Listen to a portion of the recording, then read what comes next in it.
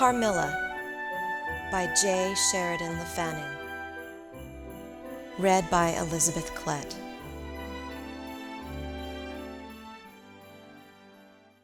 Chapter 4. Her Habits. A Saunter. I told you that I was charmed with her in most particulars. There were some that did not please me so well. She was above the middle height of women. I shall begin by describing her. She was slender and wonderfully graceful, except that her movements were languid, very languid. Indeed, there was nothing in her appearance to indicate an invalid. Her complexion was rich and brilliant, her features were small and beautifully formed, her eyes large, dark, and lustrous. Her hair was quite wonderful. I never saw hair so magnificently thick and long when it was down about her shoulders. I have often placed my hands under it and laughed with wonder at its weight. It was exquisitely fine and soft, and in color a rich, very dark brown, with something of gold. I loved to let it down, tumbling with its own weight, as in her room she lay back in her chair talking in her sweet low voice. I used to fold and braid it, and spread it out and play with it. Heavens, if I had but known all! I said there were particulars which did not please me. I have told you that her confidence won me the first night I saw her, but I found that she exercised with respect to herself, her mother, her history, everything in fact connected with her life, plans, and people, an ever wakeful reserve. I dare say I was unreasonable. Perhaps I was wrong. I dare say I ought to have respected the solemn injunction laid upon my father by the stately lady in black velvet. But curiosity is a restless and unscrupulous passion, and no one girl can endure with patience that hers should be baffled by another. What harm could it do anyone to tell me what I so ardently desired to know? Had she no trust in my good sense or honor? Why would she not believe me when I assured her so solemnly that I would not divulge one syllable of what she told me to any mortal breathing? There was a coldness, it seemed to me, beyond her years, in her smiling, melancholy, persistent refusal to afford me the least ray of light. I cannot say we quarreled upon this point, for she would not quarrel upon any.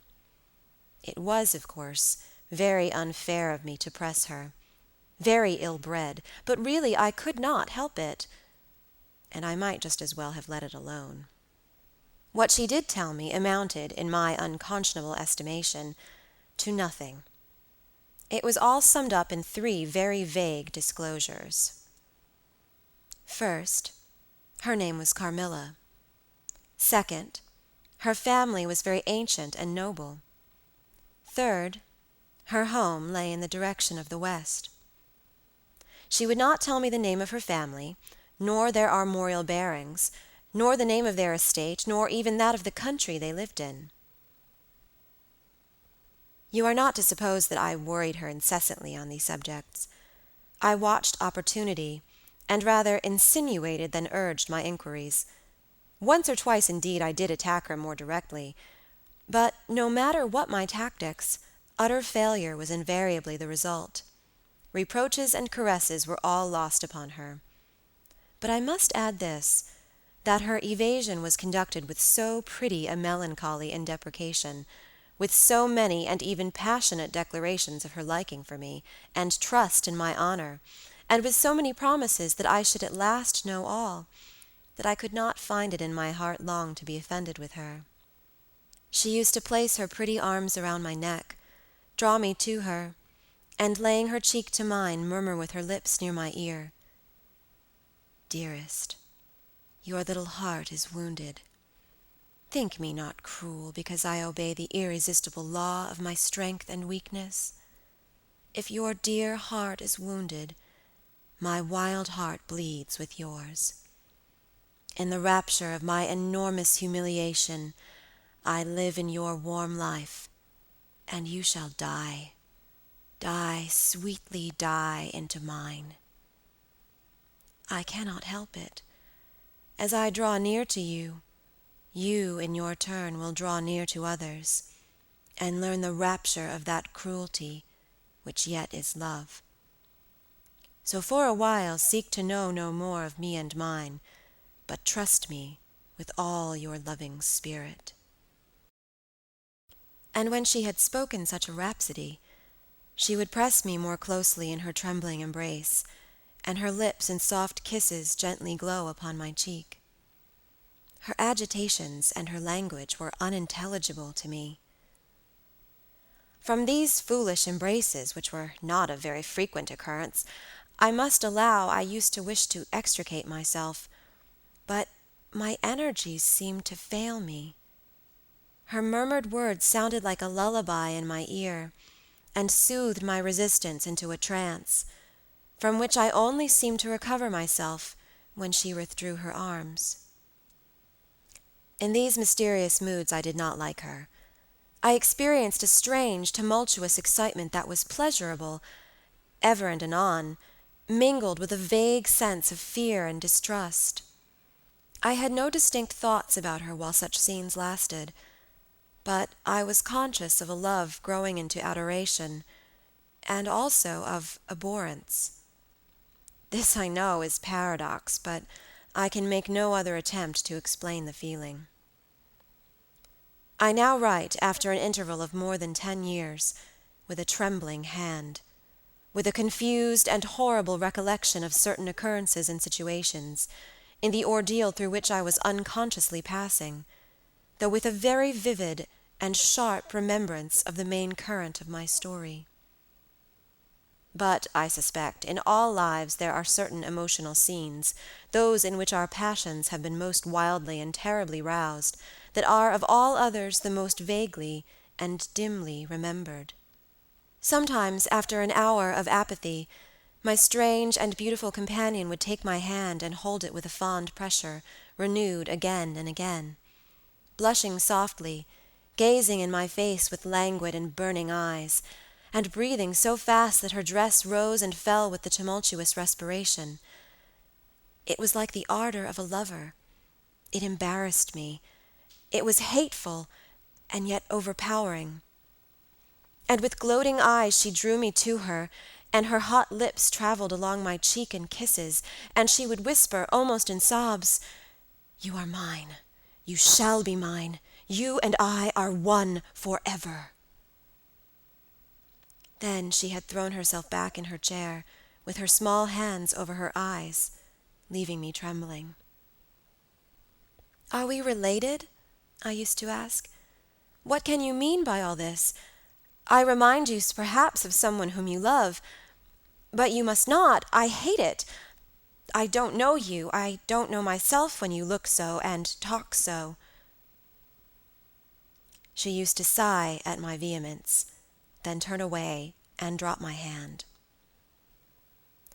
Respecting these very extraordinary manifestations, I strove in vain to form any satisfactory theory. I could not refer them to affectation or trick. It was unmistakably the momentary breaking out of suppressed instinct and emotion. Was she, notwithstanding her mother's volunteered denial, subject to brief visitations of insanity? Or was there here a disguise and a romance? I had read in old storybooks of such things. What if a boyish lover had found his way into the house, and sought to prosecute his suit in masquerade, with the assistance of a clever old adventuress? But there were many things against this hypothesis, highly interesting as it was to my vanity. I could boast of no little attentions, such as masculine gallantry delights to offer. Between these passionate moments there were long intervals of commonplace, of gaiety, of brooding melancholy, during which, except that I detected her eyes so full of melancholy fire, following me, at times I might have been as nothing to her. Except in these brief periods of mysterious excitement, her ways were girlish, and there was always a languor about her, quite incompatible with the masculine system in a state of health. In some respects her habits were odd, perhaps not so singular in the opinion of a town lady like you, as they appeared to us rustic people. She used to come down very late, generally not till 1 o'clock. She would then take a cup of chocolate, but eat nothing. We then went out for a walk, which was a mere saunter, and she seemed almost immediately exhausted, and either returned to the schloss or sat on one of the benches that were placed here and there among the trees. This was a bodily languor in which her mind did not sympathize. She was always an animated talker, and very intelligent. She sometimes alluded for a moment to her own home, or mentioned an adventure or situation, or an early recollection which indicated a people of strange manners, and described customs of which we knew nothing. I gathered from these chance hints that her native country was much more remote than I had at first fancied. As we sat thus one afternoon under the trees, a funeral passed us by. It was that of a pretty young girl, whom I had often seen, the daughter of one of the rangers of the forest. The poor man was walking behind the coffin of his darling. She was his only child, and he looked quite heartbroken. Peasants walking two and two came behind. They were singing a funeral hymn. I rose to mark my respect as they passed, and joined in the hymn they were very sweetly singing. My companion shook me a little roughly, and I turned surprised. She said brusquely, "Don't you perceive how discordant that is?" "I think it very sweet, on the contrary," I answered, vexed at the interruption, and very uncomfortable lest the people who composed the little procession should observe and resent what was passing. I resumed, therefore, instantly, and was again interrupted. "You pierce my ears," said Carmilla, almost angrily, and stopping her ears with her tiny fingers. "Besides, how can you tell that your religion and mine are the same? Your forms wound me, and I hate funerals. What a fuss! Why, you must die, everyone must die, and all are happier when they do. Come home." "My father has gone on with the clergyman to the churchyard. I thought you knew she was to be buried today." "She? I don't trouble my head about peasants. I don't know who she is," answered Carmilla, with a flash from her fine eyes. "She is the poor girl who fancied she saw a ghost a fortnight ago, and has been dying ever since, till yesterday when she expired." "Tell me nothing about ghosts. I shan't sleep tonight if you do." "I hope there is no plague or fever coming. All this looks very like it," I continued. "The swineherd's young wife died only a week ago, and she thought something seized her by the throat as she lay in her bed, and nearly strangled her. Papa says some horrible fancies do accompany some forms of fever. She was quite well the day before. She sank afterwards, and died before a week." "Well, her funeral is over, I hope, and her hymn sung, and our ears shan't be tortured with that discord and jargon. Oh, it has made me nervous. Sit down here, beside me. Sit close. Hold my hand. Press it hard. Hard. Harder." We had moved a little back, and had come to another seat. She sat down. Her face underwent a change that alarmed and even terrified me for a moment. It darkened, and became horribly livid. Her teeth and hands were clenched, and she frowned and compressed her lips, while she stared down upon the ground at her feet, and trembled all over with a continued shudder as irrepressible as ague. All her energy seemed strained to suppress a fit, with which she was then breathlessly tugging. And at length a low, convulsive cry of suffering broke from her, and gradually the hysteria subsided. "There, that comes of strangling people with hymns," she said at last. Hold me still. It is passing away." And so gradually it did, and perhaps to dissipate the somber impression which this spectacle had left upon me, she became unusually animated and chatty, and so we got home. This was the first time I had seen her exhibit any definable symptoms of that delicacy of health which her mother had spoken of. It was the first time also I had seen her exhibit anything like temper. Both passed away like a summer cloud, and never but once afterwards did I witness on her part a momentary sign of anger. I will tell you how it happened. She and I were looking out of one of the long drawing-room windows, when there entered the courtyard over the drawbridge the figure of a wanderer whom I knew very well. He used to visit the schloss generally twice a year. It was the figure of a hunchback, with the sharp, lean features that generally accompany deformity. He wore a pointed black beard, and he was smiling from ear to ear, showing his white fangs. He was dressed in buff, black, and scarlet, and crossed with more straps and belts than I could count, from which hung all manner of things. Behind he carried a magic lantern, and 2 boxes which I well knew, in one of which was a salamander, and the other a mandrake. These monsters used to make my father laugh. They were compounded of parts of monkeys, parrots, squirrels, fish, and hedgehogs, dried and stitched together with great neatness and startling effect. He had a fiddle, a box of conjuring apparatus, a pair of foils and masks attached to his belt, several other mysterious cases dangling about him, and a black staff with copper ferrules in his hand. His companion was a rough, spare dog that followed at his heels, but stopped short, suspiciously, at the drawbridge, and in a little while began to howl dismally. In the meantime, the mountebank, standing in the midst of the courtyard, raised his grotesque hat and made us a very ceremonious bow, paying his compliments very volubly in execrable French, and German not much better.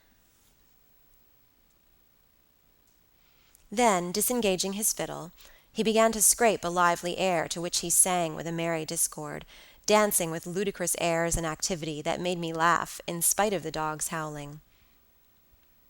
Then he advanced to the window with many smiles and salutations, and his hat in his left hand, his fiddle under his arm, and with a fluency that never took breath, he gabbled a long advertisement of all his accomplishments, and the resources of the various arts which he placed at our service, and the curiosities and entertainments which it was in his power, at our bidding, to display.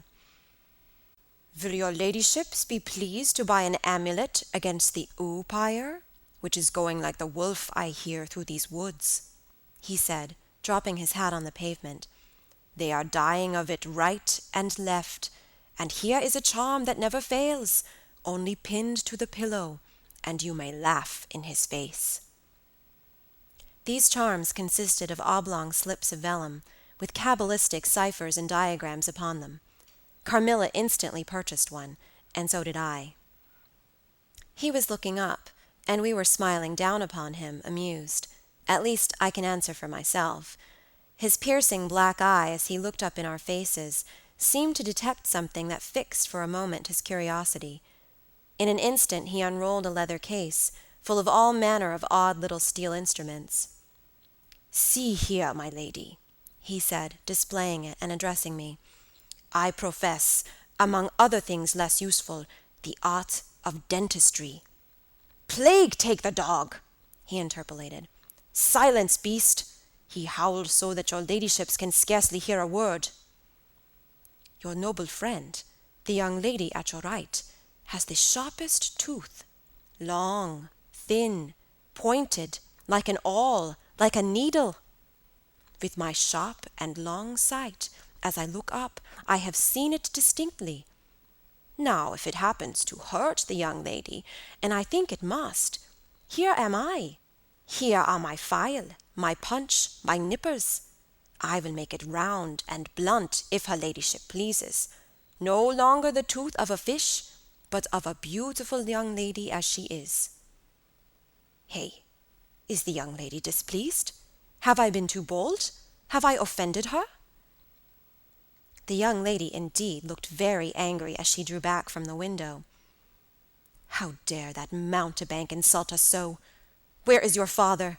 I shall demand redress from him. My father would have had the wretch tied up to the pump and flogged with a cart-whip and burnt to the bones with the cattle-brand." She retired from the window a step or two, and sat down, and had hardly lost sight of the offender when her wrath subsided as suddenly as it had risen, and she gradually recovered her usual tone, and seemed to forget the little hunchback and his follies. My father was out of spirits that evening. On coming in, he told us that there had been another case, very similar to the 2 fatal ones which had lately occurred. The sister of a young peasant on his estate, only a mile away, was very ill, had been, as she described it, attacked very nearly in the same way, and was now slowly but steadily sinking. "All this," said my father, "is strictly referable to natural causes. These poor people infect one another with their superstitions, and so repeat in imagination the images of terror that have infested their neighbors." "But that very circumstance frightens one horribly," said Carmilla. "How so?" inquired my father. "I am so afraid of fancying I see such things. I think it would be as bad as reality." "We are in God's hands. Nothing can happen without His permission, and all will end well for those who love Him. He is our faithful Creator. He has made us all, and will take care of us." "Creator? Nature?" said the young lady, in answer to my gentle father. "And this disease that invades the country is natural?" "Nature. All things proceed from nature, don't they?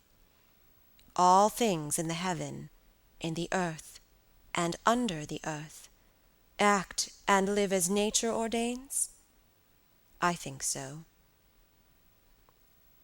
"The doctor said he would come here today," said my father, after a silence.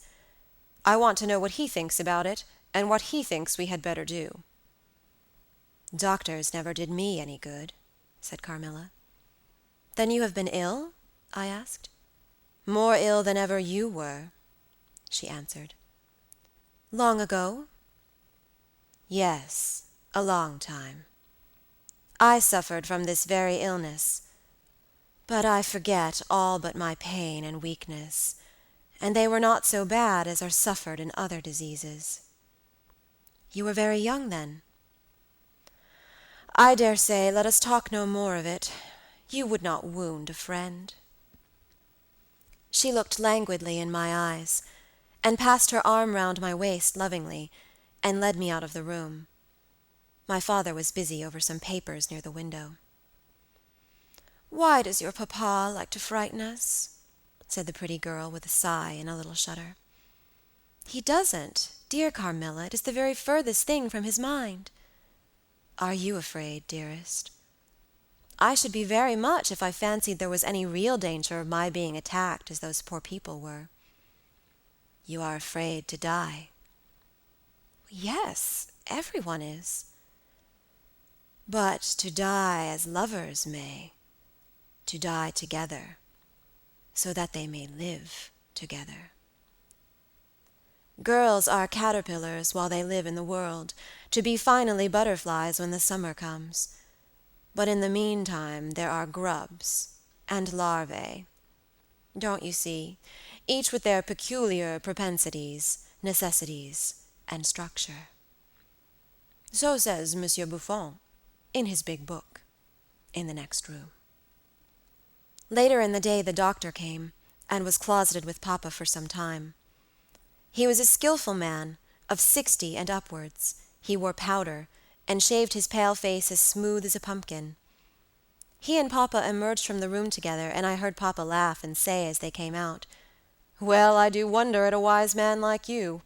What do you say to hippogriffs and dragons?" The doctor was smiling, and made answer, shaking his head, "Nevertheless, life and death are mysterious states, and we know little of the resources of either." And they walked on, and I heard no more. I did not then know what the doctor had been broaching, but I think I guess it now. End of chapter 4.